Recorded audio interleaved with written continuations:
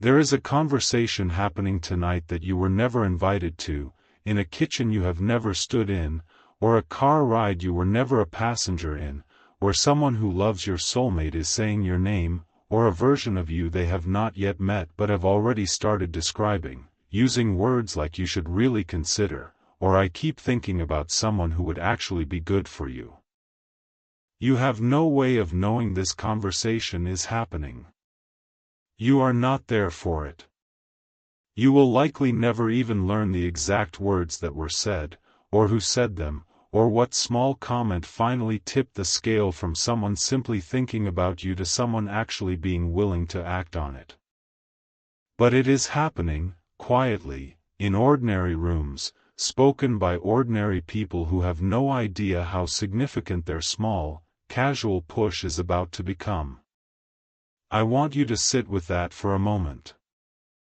While you have been waiting, wondering, sometimes doubting whether anything was moving at all, someone close to your soulmate, a sibling, a friend, a coworker, a parent, has already begun, in their own small, human way, nudging that person closer to you. They do not know your name yet, most likely. They are not thinking of you specifically the way you might imagine, a photograph, a full biography, a complete case being built on your behalf. It is smaller than that, and somehow more remarkable because of it, a passing comment, a shared laugh about how your soulmate needs to get out more, a friend rolling their eyes and saying you are impossible to set up, followed almost immediately by, "Actually, wait, I might know someone." That is how so much of what matters in a life actually begins, not with dramatic announcements, but with someone else's small, offhand willingness to say something out loud that they easily could have kept to themselves. Think about the last time you yourself made that kind of small, offhand recommendation for someone else, mentioning a friend to a coworker, suggesting your sister meet someone you had just started dating, casually dropping a name into a conversation because something about the moment simply made you think of them. You likely did not deliberate over it for very long. It probably felt like nothing more than an easy, natural thing to say, the kind of small social gesture people make dozens of times without ever tracking what became of it afterward. And yet some of those small, easy gestures you have made without a second thought have genuinely changed the course of someone else's life, introductions that led to friendships, jobs, marriages, entire new directions a person's story took simply because you happened to mention their name at the right moment to the right person. You have already been the version of Andrew for someone else more times than you probably remember. It is only fitting that someone, somewhere, is currently being that same version of Andrew for you. There is a man in an old story named Andrew, who, upon encountering Jesus for the first time, did not sit quietly with the experience, keeping it to himself while he processed what he had just found. He went immediately, urgently, to find his brother Simon, and told him, "We have found the Messiah," before bringing him directly to meet Jesus in person. Andrew was not a dramatic figure in most of the story that follows. He is barely mentioned again after this moment. But without his small, immediate willingness to go get his brother, without that specific push, Simon Peter, one of the most significant figures in the entire story, might never have arrived at that meeting at all, at least not on that particular day, through that particular door. Someone in your soulmate's life is playing the exact role Andrew played, whether they realize the significance of it or not. Their push may seem small to them. It may seem like nothing more than an ordinary suggestion made on an ordinary day. But small pushes from the right person, at the right moment, have redirected entire lives before, and yours is no exception to that pattern. This is not a message for everyone scrolling past it tonight. It is for the one who has quietly wondered whether anyone in their soulmate's life even knows they exist yet. Let tonight be the night you stop assuming you are waiting entirely alone, invisible to everyone in your soulmate's world, and start believing that somewhere, someone who loves them has already begun, quietly, to nudge them in your direction. There is a particular kind of loneliness that comes from feeling completely unknown to the people who surround the person you are waiting for, as if you exist in a sealed-off part of the world your soulmate's friends and family have no access to, no awareness of, no reason to ever mention you by name because you do not yet have a name to them. You have wondered whether the people closest to your soulmate would even think to recommend you, whether you are the kind of person someone's sister would casually bring up over dinner, or whether you are simply too far outside their circle for your existence to ever cross their radar in any meaningful way. You have watched other people get introduced through friends, set up through family connections, matched by well-meaning coworkers who happen to know exactly the right person, and wondered why no one in your own life seemed to be doing that particular kind of matchmaking on your behalf, whether something about you made people less inclined to think of you when they thought of who to recommend. You have sat through the retelling of other people's origin stories, how they met through a cousin's wedding, how a coworker insisted they had to meet someone, how a roommate simply would not stop bringing up a particular name until the two of them finally agreed to meet, and felt a small, specific envy at how effortless it all sounded, as if some invisible network of caring people had been quietly working on their behalf the entire time without them even having to ask. You have wondered whether you simply lack that kind of invisible network, whether the people in your life love you well enough in every other way but have simply never thought to extend that particular kind of effort toward your love life specifically, leaving you to wonder if this particular gift of connection was something other people had access to that you had somehow been left without. You have felt, at times, like you exist somewhere on the margins of other people's social circles rather than at the center of anyone's enthusiastic recommendation, remembered when convenient, but rarely the first name that comes to someone's mind when they are trying to think of who their friend should meet. You have quietly wondered whether you have somehow made yourself hard to recommend, too particular in your interests, too private about your personal life, too guarded for people to feel like they actually know you well enough to vouch for you to someone else. You have wondered whether keeping certain parts of yourself private, the parts that felt too vulnerable to share casually, has accidentally made you harder for people to describe to someone else, harder to summarize in the kind of quick, enthusiastic sentence that actually gets a recommendation moving. It is difficult to be recommended by people who do not fully know you, and you have sometimes worried that your own instinct toward privacy, however reasonable it felt at the time, may have quietly cost you exactly the kind of casual visibility that leads to this sort of introduction happening naturally, through people who actually understand enough about you to know who you would be worth mentioning to. You have watched friendships form around you where people seem to naturally connect others, effortlessly weaving their social circles together, introducing this person to that person, while you have remained somewhat separate from that particular kind of generous connecting, wondering if you were simply overlooked when that gift was being given out. You have sat in social situations wondering if anyone in the room would ever think to mention you to someone else later, replaying conversations afterward, hoping some small detail you shared might resurface in someone else's mind at exactly the right moment, though you rarely had any way of knowing whether it actually did. You have wondered, some nights, whether this particular kind of loneliness, being unknown to the people who surround your soulmate, would simply continue indefinitely, an invisible barrier between two overlapping worlds that never quite touch. That barrier was never as solid as it felt. Worlds that seem entirely separate are often only one small, ordinary conversation away from finally overlapping. Have you ever wondered, quietly, whether you have simply been forgotten by everyone except the small circle of people who already know you, whether your name has any chance of reaching ears attached to a life you have not yet entered? I have watched every one of those quiet wonderings, beloved. I was never confused about how known or unknown you actually were, even in the moments you felt most invisible to everyone outside your own small circle. If these words have found the exact place in you that has wondered whether anyone in your soulmate's world even knows you exist, let it be known, even if only to me, in the quiet of this moment. You are far more known, in far more rooms, than you currently realize. Someone has already begun speaking your name, or the shape of you, into a conversation you were never invited to witness.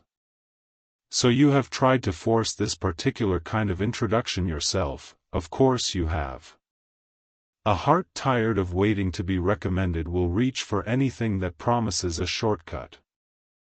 You have asked friends directly to set you up, more than once, sometimes met with genuine effort and sometimes met with a vague, non-committal yes that never actually led anywhere, leaving you wondering whether your request had simply been forgotten the moment the conversation ended.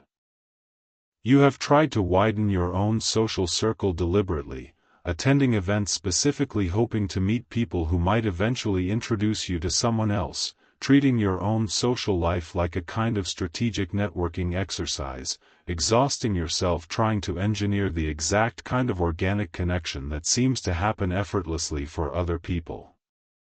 You have also tried to make yourself more visibly available, posting more, showing up to more events, mentioning your relationship status more openly than felt entirely comfortable, hoping increased visibility alone might eventually reach the right ears. It rarely worked the way you hoped. Visibility to strangers is not the same thing as being recommended by someone who actually knows and trusts you, and no amount of broadcasting your availability into a wider, more impersonal audience was ever going to substitute for the specific, personal kind of vouching that only happens when someone who genuinely knows you decides, on their own, that you are worth mentioning to someone they care about.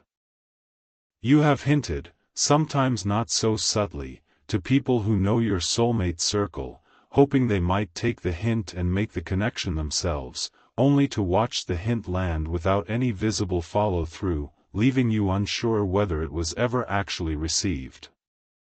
You have also, at times, given up on being introduced entirely, deciding it was easier to simply meet people through apps and chance encounters, assuming the whole world of being recommended by someone else's circle was simply not available to someone like you. There was a season where you nearly convinced yourself that people who get introduced through friends and family are simply lucky in a way you were not, born into more socially generous circles, surrounded by more naturally connecting people, while you had simply drawn a quieter, less matchmaking-inclined set of friends through no fault of your own. That framing, while understandable, was never entirely accurate. It was never really about luck.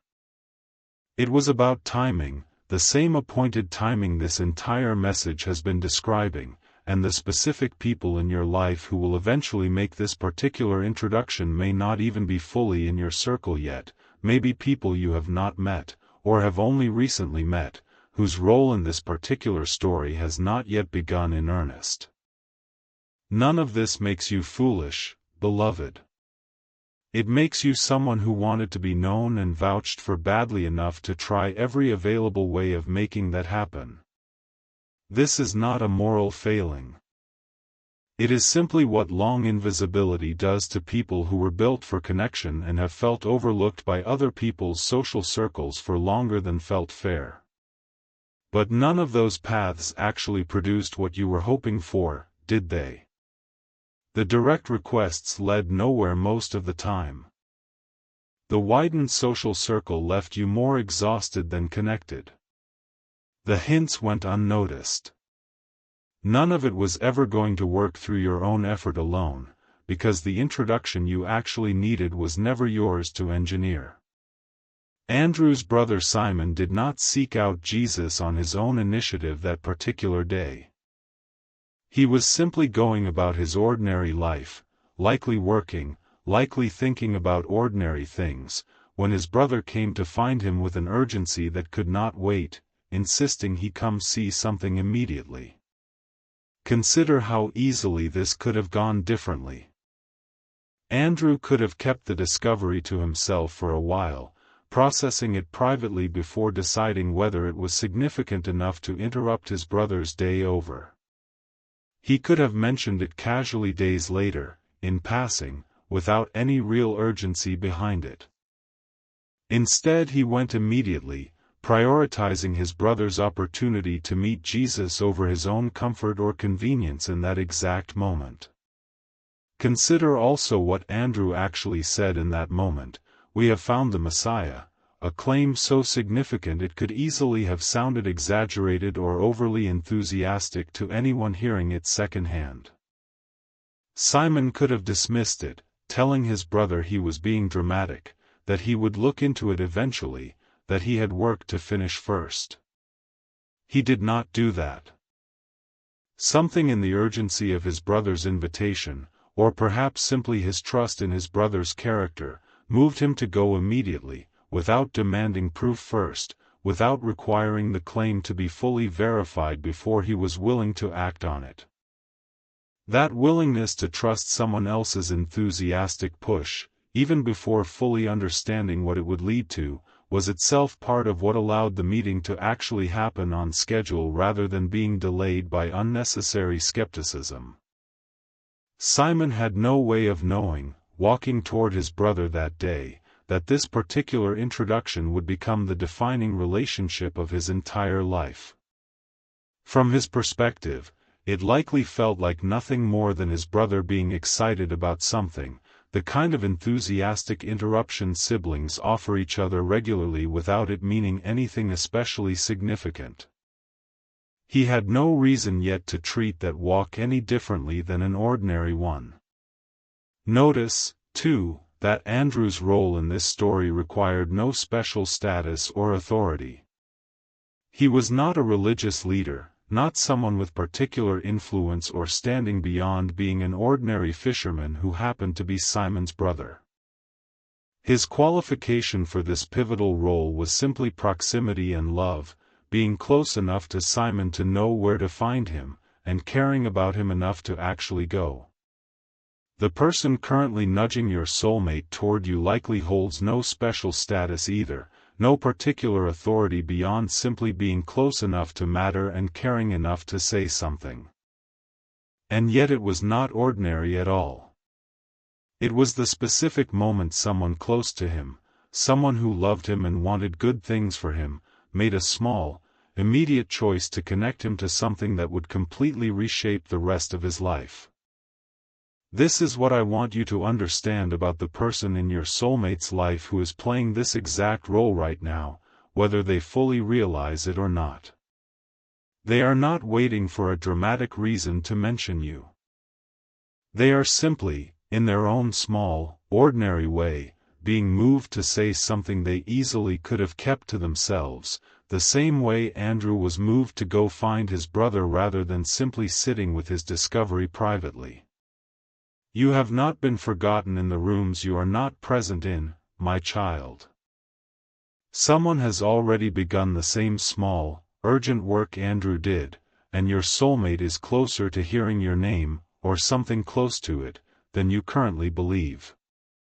Let me show you something that has already begun moving, quietly, in circles you cannot currently see. There was a conversation recently, somewhere entirely outside your awareness, where your name may have come up in a context you will never fully know the details of, a passing mention that felt insignificant to the person who said it but which is quietly doing work you cannot yet measure. There was also a moment, closer to home, where a friend of yours mentioned knowing someone they thought you might get along with, and you dismissed it quickly, distracted, assuming it would not lead anywhere the way so many casual mentions never do. That mention has not necessarily disappeared. Some of what feels forgettable in the moment resurfaces later, at exactly the right time, once the person holding it finally decides to act on it. There was a recent instance where you almost declined an invitation to something social, tired, unmotivated, more inclined to stay home than put in the effort of showing up somewhere new. Something pushed you to go anyway. You do not yet know who was in that room, who noticed you, who might mention you later to someone else entirely outside your awareness. I do. There was also a specific comment someone made about you recently, something kind, something that highlighted a particular quality of yours in front of other people, that you brushed off quickly with a modest deflection the way you usually do, not realizing that the person who said it, and the people who heard it, were quietly filing that impression away for later. Compliments and casual observations like that rarely disappear the moment the conversation moves on. They tend to resurface later, in someone's mind, at exactly the moment they are trying to think of who might be a good match for someone they care about. The version of you that showed up in that room, however ordinary it felt to you at the time, may already be circulating in someone else's memory as a small, positive impression waiting for the right moment to be mentioned. There is also, right now, someone in your extended circle, a friend of a friend, a distant acquaintance from years ago, who has recently crossed paths again with your soulmate in a way neither of you is aware of yet, a small overlapping of social circles that has not yet produced a direct connection but is quietly setting the stage for one. These overlaps happen more often than people realize, two separate social worlds brushing against each other through a shared acquaintance, a mutual friend, a coincidental connection at an event neither of you attended together, laying groundwork for an introduction that has not technically happened yet but is already structurally possible in a way it was not even a few months ago. You do not need to know who this person is, or when exactly they will make this particular introduction, in order to trust that the work is already underway. Andrew's brother had no advance notice of the day his life would change. He simply went where his brother led him, trusting the invitation more than he trusted his own uncertainty about what it might mean. There is comfort, too, in knowing this particular introduction does not depend entirely on your own effort to manufacture it. Andrew did the work of finding Simon. Simon simply had to be willing to go. Your own role in this may be smaller than you have assumed, less about forcing connections through relentless networking, and more about remaining the kind of person worth mentioning, warm, present, genuinely yourself, while someone else, in their own timing, does the quiet work of actually making the connection happen. Someone else you love may be waiting for their own introduction right now, wondering if anyone even knows to think of them, and they may need to hear these words too, not because you explain the theology of it to them, but because they see in you what it looks like to trust that unseen conversations are already happening on your behalf. This is how I tend to work far more often than people expect, not through dramatic, obvious announcements, but through ordinary people making small, immediate choices to mention someone, recommend someone, bring someone along, the exact same quiet momentum that once sent Andrew running to find his brother rather than keeping a significant discovery entirely to himself. Do you remember the conversation I described at the very beginning of this, happening in a kitchen or a car you were never present in, someone saying your name or the shape of you to the very person you are waiting for? That conversation, or one very much like it, has already begun, or is beginning even now, in a room you cannot see, spoken by someone who has no idea how significant their small willingness to mention you is about to become. I have watched every quiet wondering you have carried about whether anyone in your soulmate's world knows you exist, beloved. None of that wondering was ever fully accurate. You have been more known, in more places, than your isolation has allowed you to believe. Here is what I need you to carry with you when this message ends and your ordinary evening resumes around you. Someone close to your soulmate just pushed them toward you, quietly, the way it has always happened for the people whose stories mattered most. Say that to yourself slowly, and let it settle past every quiet moment of feeling unknown to the people who surround the person you are waiting for. Someone has already begun the same small, urgent work Andrew did for his brother, and your soulmate is being nudged, gently, toward you, by someone who loves them and has no idea how significant their small push is about to become. You have not been invisible to the people who matter in this particular story. You have been mentioned, recommended, brought up in conversations you will likely never fully know the details of, and that quiet momentum is already moving your soulmate closer to you. Come close now, and let me pray this over you the way I have wanted to pray it over every unseen conversation happening on your behalf. Father, I bring before you the one listening tonight, the one who has quietly wondered whether they are known to anyone outside their own small circle, the one who has felt overlooked by other people's generous introductions and connections. I ask for wisdom, that they would recognize the introduction when it finally arrives, rather than dismissing it as coincidence simply because it came through an ordinary conversation rather than a dramatic sign. I ask for protection over their heart in these final days before the introduction fully unfolds, protection from the doubt that whispers no one is thinking of them, protection from the discouragement of past attempts to force this kind of connection through their own effort alone. I ask for courage, the kind it took Andrew to interrupt his brother's ordinary day with something urgent, the kind it will take this person to actually show up when the introduction finally comes, rather than retreating out of old habits of self-protection. I ask for healing over every place this particular waiting has bruised them, every unanswered hint, every non-committal promise to set them up that never followed through, every quiet moment of wondering why they never seemed to be the first name that came to mind. I ask for faith to be renewed tonight, not a fragile faith that needs to see the conversation happening in order to believe it, but a steady faith that can trust unseen rooms are already doing quiet work on their behalf. I ask for restoration, for whatever this particular waiting has cost them, confidence in their own worth being recommended, the willingness to show up fully when finally introduced rather than holding back out of old disappointment.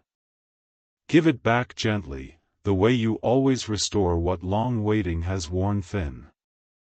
I ask that they would release the belief that being hard to summarize in a quick sentence makes them somehow harder to love, harder to recommend, less worthy of someone's enthusiastic mention.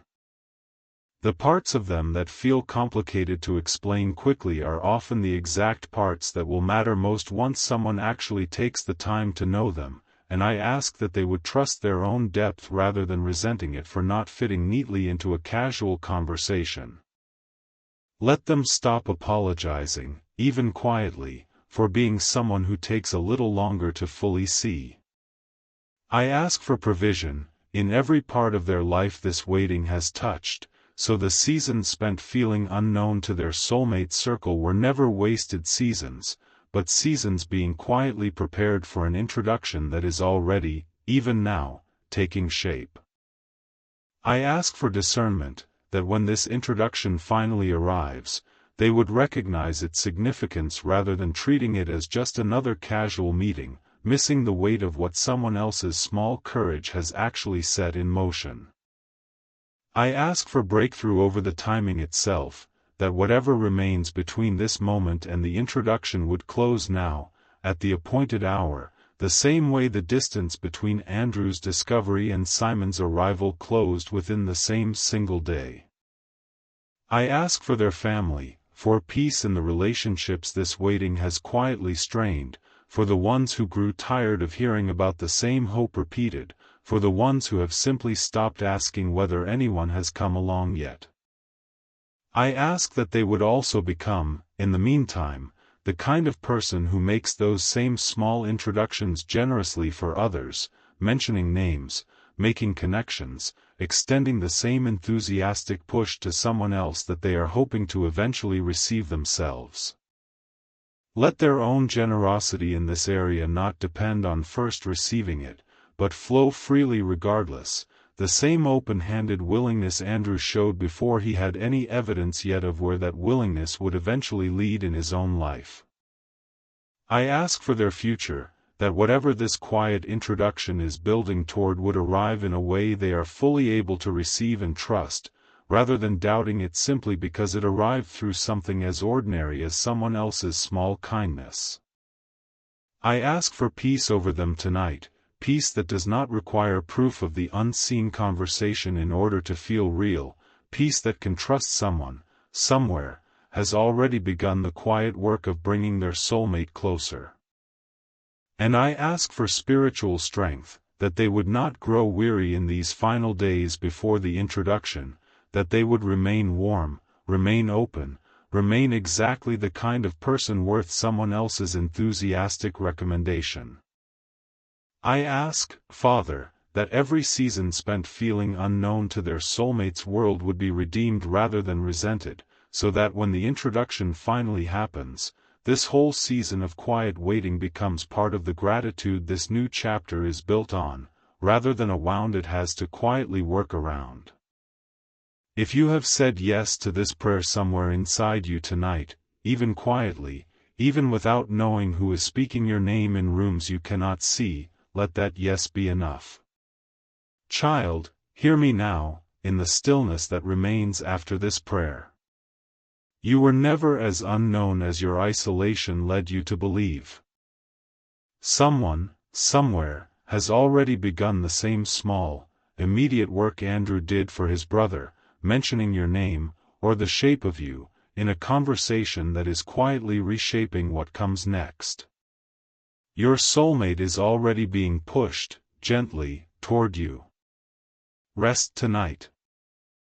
Not because the introduction has fully happened yet, but because the momentum toward it has already, quietly, begun, gathering pace in rooms and conversations you may never fully learn the details of. Go in peace, and let this quiet momentum become trust instead of continued wondering, the same trust it must have taken Simon to simply follow his brother without demanding to understand everything in advance.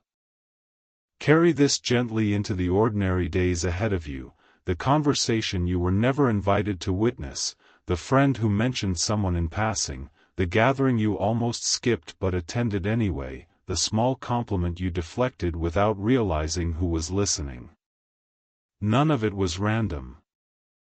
All of it is part of the same quiet push already moving your soulmate closer to you, one small conversation at a time. You are seen. You are known, in more rooms than you currently realize. And someone, somewhere, has already begun speaking your name, quietly setting in motion a story neither of you has any way of fully seeing yet, the same way Andrew could not have known, walking to find his brother that ordinary day, exactly how far that one small errand would eventually reach.